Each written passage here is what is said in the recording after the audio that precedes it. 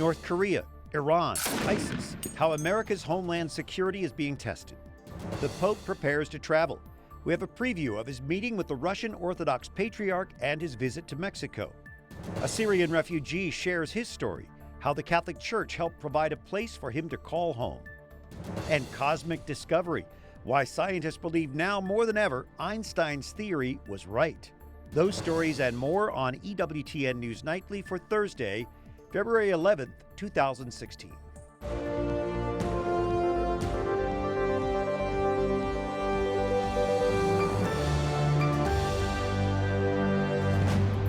Good evening from Washington. Thanks for joining us. I'm Brian Patrick. From terrorism to natural disasters, the nation's Homeland Security chief details plans today to counter potential threats to the U.S. this year. Secretary Jay Johnson listed a host of challenges today, as Wyatt Goolsby reports. Brian, this is Jay Johnson's last year as Secretary of Homeland Security, but he says he has plenty on his plate for the year ahead to make sure the United States is kept safe.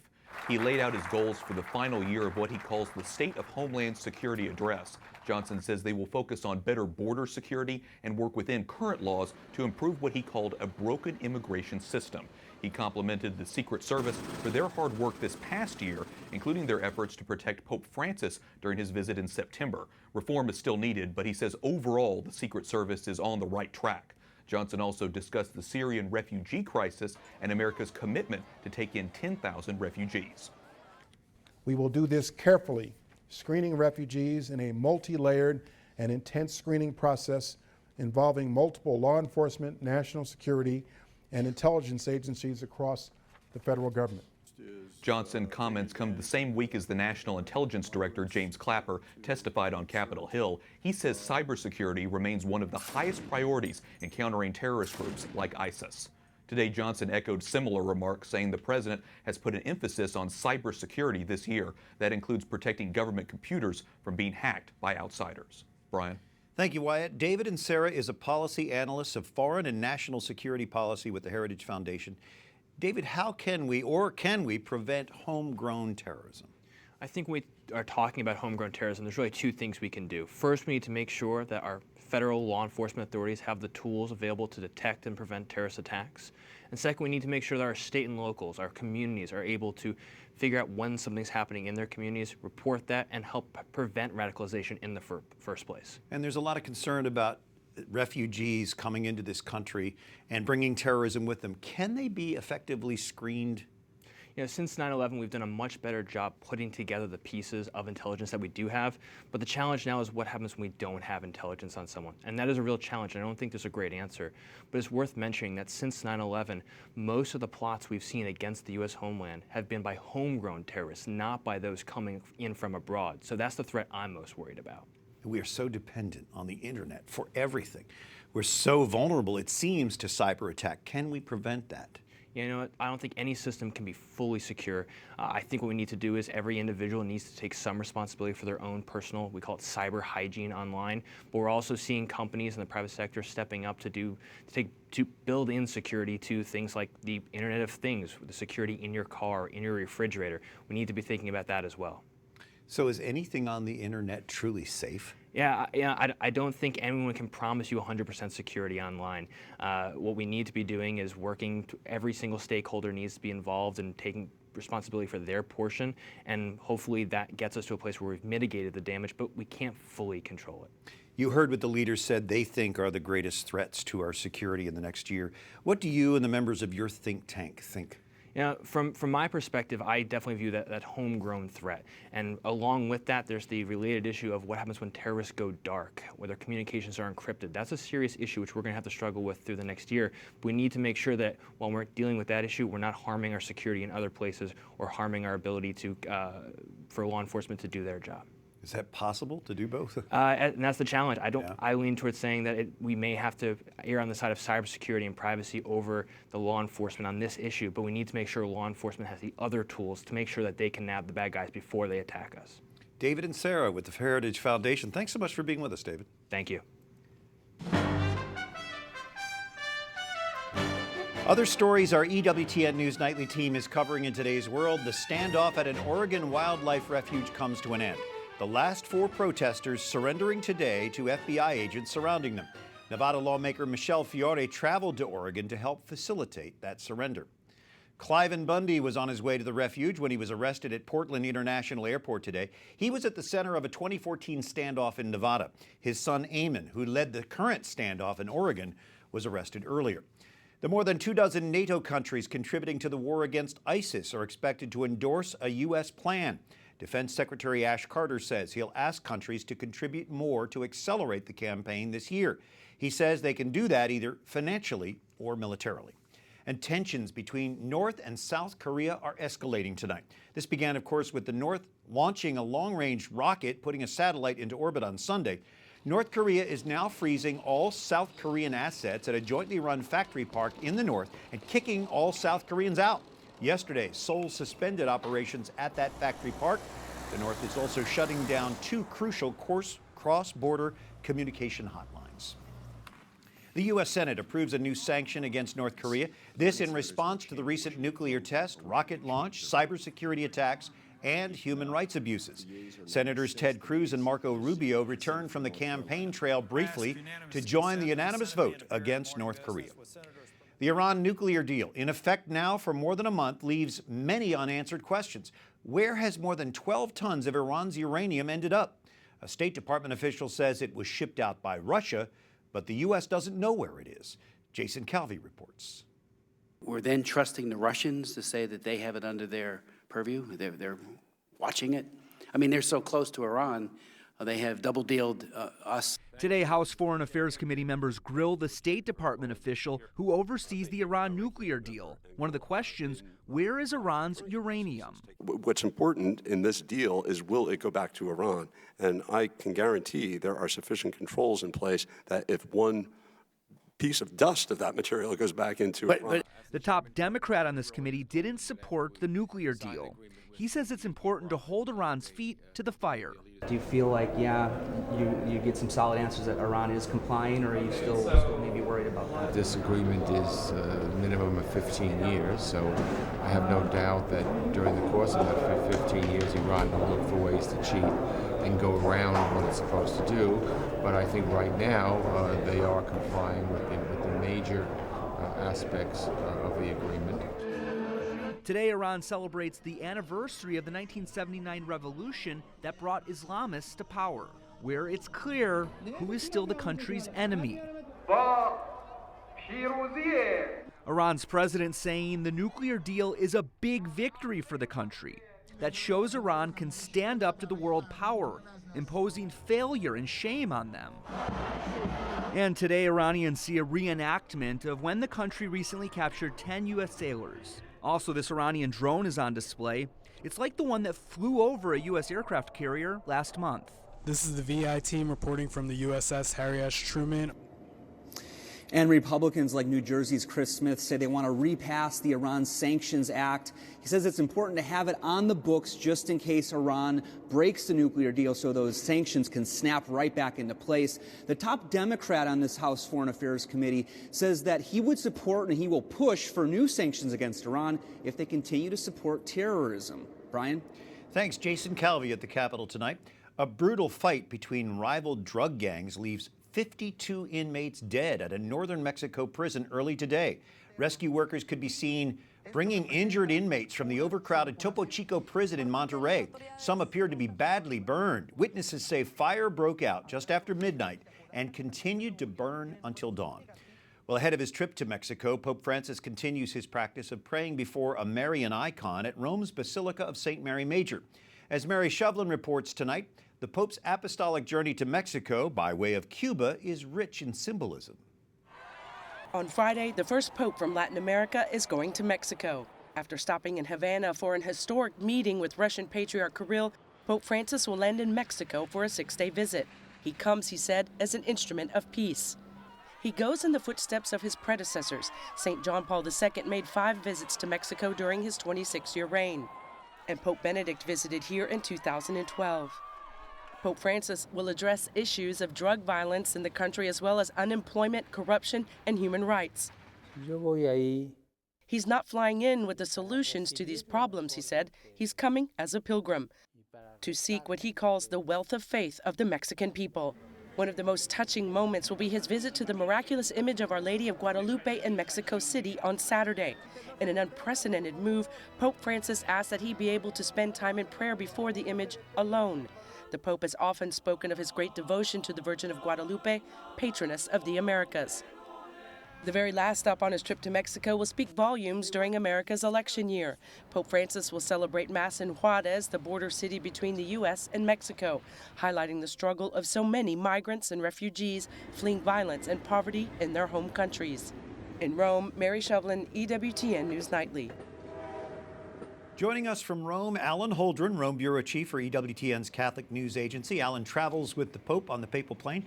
You will witness history in Havana tomorrow. Set the stage for us. Well, Brian, we've got the first ever meeting between a Russian Orthodox patriarch and the Pope. They've been working on this for decades under John Paul II, Benedict XVI. Now it's finally happening after 2 years of preparations.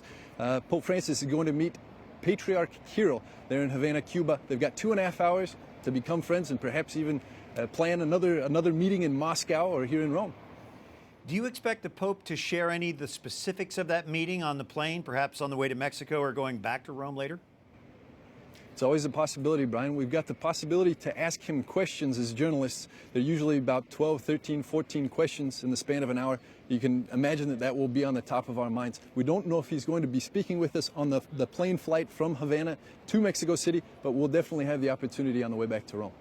What would you say would be the highlight for Pope Francis on his apostolic journey to Mexico? Well, he said it himself, Brian, that he wants to go. He built this trip around visiting the shrine of Our Lady of Guadalupe just outside of Mexico City. He said in a video message to the people of Mexico that he wants to spend time alone with her in prayer. Anything could happen there. He's moved by the Spirit, as he often says. We'll see what he concocts after he prays there with Our Lady of Guadalupe. Alan Holdren, we pray for a safe trip for the Holy Father and for you and all the journalists traveling with him. Thanks for joining us from Rome tonight, Alan. Thank you, Brian. Coming up, another wild ride on Wall Street. Will your retirement account suffer? And defunding Planned Parenthood. How undercover videos played a role in revitalizing Ohio legislation.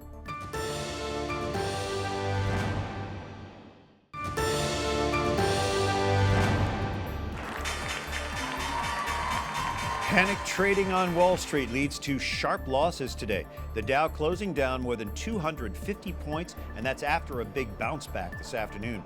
Today is the 5th straight day of losses on U.S. markets. Thanks for joining us on this Feast of Our Lady of Lourdes, February 11th, Thursday. I'm Brian Patrick. You can't tax access to the internet. Not on this vote, the Senate just passed a bill that permanently bans states and local governments from trying to collect money from internet access. The bill already passed the House. It now goes on to the president. A bill to defund Planned Parenthood in Ohio now awaits the governor's signature. Katie Franklin, Director of Communications with Ohio Right to Life, Skyping with us from Columbus. Katie, give us a brief snapshot of the bill and how the videos, the undercover Planned Parenthood videos, revitalized it. Well, last year, Ohio Right to Life announced this legislation to defund Planned Parenthood of $1.3 million. The Center for Medical Progress, when they released their video footage showing Planned Parenthood saying the horrific things they were, that really revitalized the legislation in the legislature and brought about a very quick response from Ohio's pro-life leaders. And the big news this week is that Governor Kasich is likely to sign this. He has that proven record, doesn't he? Yes, he has. Over the last 5 years, Governor John Kasich has signed 16 pieces of Ohio Right to Life legislation, including our late-term abortion ban. So we're incredibly grateful and fully expecting him to sign it. And how has that affected the abortion rate there in the Buckeye State? Well, abortions in Ohio are at their lowest level since 1976, when record-keeping first began. Half of Ohio's abortion facilities have closed in the last 5 years. So we're seeing a lot of progress in our state. Still too many abortions, but a lot of progress. Some people might say women are being cheated out of services. Are there good quality facilities for women's health? There are, in fact, hundreds of alternatives to Planned Parenthood in the state of Ohio. You can find them in rural districts, which Planned Parenthoods aren't located in. There are plenty of alternatives to Planned Parenthood that aren't killing children. Katie Franklin with Ohio Right to Life. Thanks for joining us tonight, Katie. Thank you so much for having me, Brian. You're welcome. In our D.C. studios, we have Dr. David Osteen, Executive Director of National Right to Life Committee. What impact do bills like these have on pro-life efforts nationally? Well, it's encouraging to the whole pro-life movement, and even more important, this raises to the public in general the issue. You know, it reminds the public why there are bills to defund Planned Parenthood. This is the largest abortion provider in the country. They do hundreds of thousands of abortions, over 300,000 a year. They receive hundreds of millions of dollars of state and federal tax dollars, and they've been found now to traffic in baby body parts. And so bringing the bill, any state that brings it up, brings the issue back up. Are we seeing more of this at the state level? Oh, we're seeing more pro-life legislation. And this year, I think you're going to see also more legislation trying to stop dismemberment abortions. That's where a living baby is dismembered in the womb, piece by piece. That's been banned in 2 states already. It's in committee in West Virginia, and it's been introduced in several more states. I think that's going to be an issue you see along with the Planned Parenthood issue throughout the year. With Ohio Governor John Kasich running for president, the media wants to position this as a political move on his part. How do you see it? No, this bill was introduced last year. I mean, he's doing his job as a pro-life governor. He has a pro-life record in Congress as a governor. All of the Republican candidates running oppose Planned Parenthood funding. They've all taken a pro-life position. Senators Rubio and Cruz voted to defund Planned Parenthood last fall in the Senate. They're just doing their jobs. When the Democrats debate tonight, do you think that they'll finally get a question about life issues? I don't believe that's happened yet. No, it hasn't. And they certainly should have to articulate their position. They should have to explain why both of them supported partial birth abortion, why they both believe abortion should be allowed when the baby can feel pain, why they both would allow dismemberment abortions. Their positions should be articulated, and they should be asked to explain them. Dr. David Osteen with National Right to Life, thanks for joining us tonight. Thank you, sir. Well, just short of a miracle, a Colorado woman uses that phrase to describe what she saw after a church fire. Our Lady of Guadalupe in Conejos, said to be the oldest Catholic parish in Colorado, was damaged by fire this week.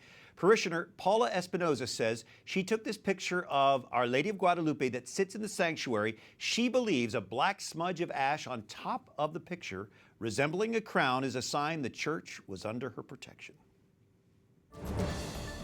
Up next, Catholics offer safe haven to a Syrian refugee, how his life has changed since coming to America. And a revelation about gravitational waves and why scientists are so excited about a new discovery.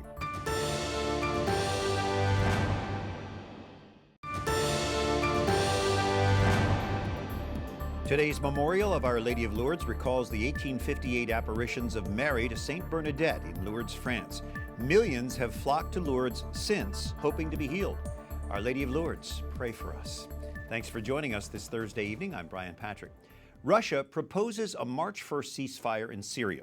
That plan comes as the U.S., Russia, and more than a dozen countries meet in Munich, hoping to halt the 5-year civil war in Syria. More than 250,000 people have died in the conflict. It's created Europe's largest refugee crisis since World War II. It also opened the door for ISIS terrorists to carve out territory in Syria and Iraq. The U.S. Bishops' Resettlement Networks helps refugees with initial needs, and Catherine Szeltner tonight has the story of a Syrian refugee who was helped by that network as he entered the U.S. It's like as if you're renewing your life. Omar al-Muqdad can't help but feel grateful living in the United States. An investigative journalist from Syria, Omar says life was dangerous in the totalitarian dictatorship. He was arrested many times, once thrown into a military prison for starting his own newspaper under the pen name Zorro. They put me in the Nazi chair. They called it the Nazi chair. I don't know if you heard about this technique of torture. They hang me on a window for hours. In 2012, the Syrian regime and al-Qaeda terrorists targeted Omar to shut down his reports. He was granted refugee status to the U.S. and moved straight to Arkansas, becoming the only Syrian refugee in the state. Because I thought at the beginning that okay, people there may not like me because I'm a stranger, I'm a newcomer here. They may reject me, but that was the opposite I saw. It's totally the opposite. People were nice, kind. The U.S. bishops helped Omar find an apartment and finish his government paperwork. They helped a lot, and they always was around. I never felt that I'm alone. After a few months, Omar made the move to D.C. to continue his career in journalism. He makes documentaries, including this one on ISIS kidnapping, which recently aired on BBC. This is my friend. Really? He was here. He was sitting here before he traveled to Syria. His friend was fellow journalist Steven Szeltner, who was beheaded by ISIS terrorists in 2014. Omar says ISIS terrorism drives his investigative work. What do you see as your mission? It's to tell the world the truth, to tell the world what's going on. His work and life, Omar hopes, will shatter the refugee stereotype. So you can't defeat terrorism by blaming the terrorism on the victims. Terrorism or terrorism. Refugees are refugees. We have to separate this. From foreign to familiar, Omar knows America by a new name now. United States is my home. It's I dare to say it's my only home now. Omar is one of 9 children, but none of his family members are in the United States. He is currently a permanent resident, but Omar is applying to become a U.S. citizen at the end of the year. Brian. Thanks, Catherine. That's a side of the refugee story we seldom see. Thank you. Well, we're just a day into Lent now, a penitential season during which we are to fast, pray, and give alms. Patrick Kelly, Vice President for Public Policy with the Knights of Columbus, joining us. Patrick, tell us how we can make our Lenten sacrifice really meaningful to address a really serious concern in the world right now. Well, the Knights of Columbus have established a program that will help refugees in the Middle East. It's christiansAtRisk.org, and it's a way to actually put direct aid and assistance to those who need it most in the Middle East. So during Lent, you're asking us to give $1 a day, right? It's $1 a day, yeah. It's $40 for Lent, and $1 a day, which can really make a big impact. Well, how does it make an impact long-term as well as short-term for these people who are in dire straits? They are in dire straits. Short-term, it can help them with food aid, with shelter, and with medical aid. But we've also done educational programs, which is something that's very important. You know, we have people in refugee camps. The children need to be educated. They can't go year after year with no education. So that's really the long-term impact that this program can have. $40 for Lent really piggybacks on the Knights' already established program. How much have you raised so far? We've raised $10 million so far for Christian refugees. And the important thing is that's all in direct aid. So there's no administrative overcost to that. We don't have to pay to keep an office open. It's direct aid. So $40 for Lent. Every buck goes to the refugees. Yes, yes. And I would ask people to go to hashtag $40 for Lent. That's a way into the program, and then you can make a donation through our website and make a difference. That website is? It's christiansAtRisk.org. christiansAtRisk.org from the Knights of Columbus. Patrick Kelly, thanks so much for you and all the good work the Knights do. We appreciate the Knights' support of EWTN News Nightly. Thank you, Brian. And once again, Einstein had it right. Scientists say they finally detected gravitational waves he predicted a century ago. Astrophysicists, using a super-sensitive instrument, detected a gravitational wave from the distant crash of 2 black holes. That wave is a faint ripple in the continuum that combines both time and three-dimensional space. Scientists say the historic development could change the way we observe the universe and the violent collisions that constantly reshape it. Until tomorrow, for the EWTN News Nightly team, I'm Brian Patrick. We leave you tonight remembering in prayer Pope Emeritus Benedict XVI, who humbly announced his resignation 3 years ago today. Aside from rare public appearances, he spends his days quietly and prayerfully in a monastery in the Vatican.